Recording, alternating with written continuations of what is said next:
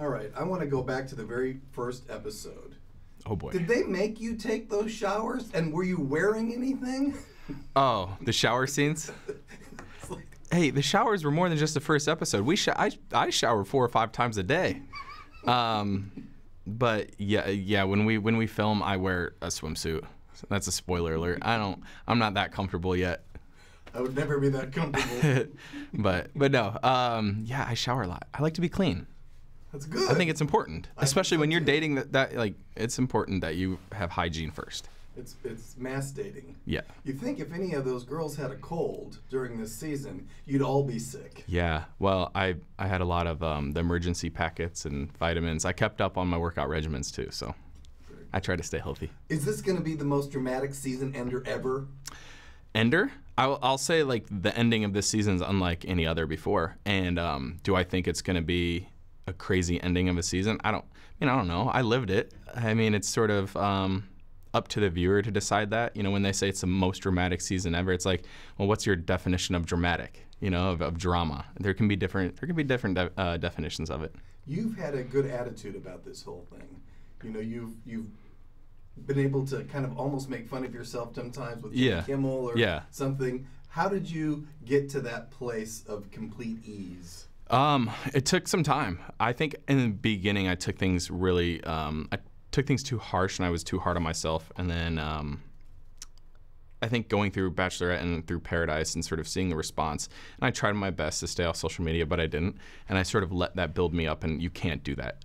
So, I think just letting myself learn and make those mistakes early on has helped me get to this point today where it's like, okay, I could poke fun at myself. I could make fun of myself a little bit too. And while there are moments where I'm not going to do that and there's moments that are serious, I can still be very playful and snarky in some of the remarks. Snarky is a word I like. Yeah. What is the number one great quality of your number one pick on this show?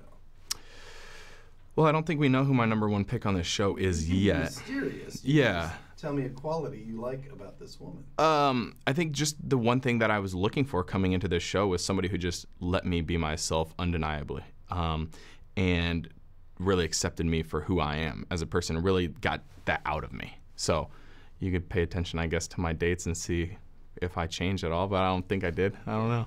Are you happier now than you've been in the last couple of years? Yeah.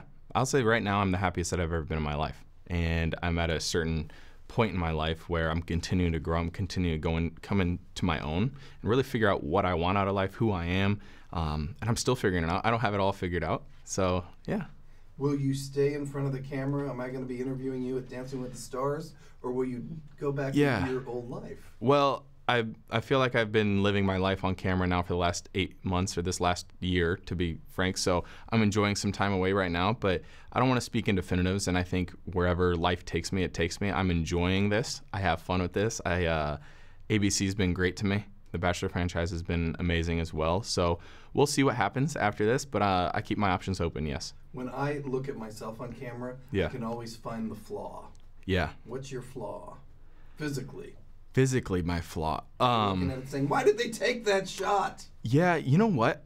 To be honest with you, once you're on The Bachelor, there's a couple things that you look at and you're just like, you just start owning it, right? I don't know if there was anything really in particular. Maybe like last night, the close-ups on my mouth of me eating the food. Like, who needs a close-up while they're eating? But, I don't know. You gotta. I don't know. Did you break 1 or 2 hearts by the end of this that ached so much that it still bothers you? There was a fear of mine coming into all of this of having to break up with people and hurt people because I don't like to do that. I don't think any human really likes to do that. And it's something that I didn't really know how to do. And I think you're going to watch that play out, especially later on when the feelings get real. I'll say to this point, do I still carry that with me? I mean, as a human being, yeah. I mean, I have a softer side to me. I'm not this hard exterior shell. I'm not a robot. I have emotions. But yeah, it's a learning experience, trying to figure out how to go through life and how to handle that. I don't think anybody knows how to date 30 women, and nobody knows how to break up with that many women and do it perfectly. I agree.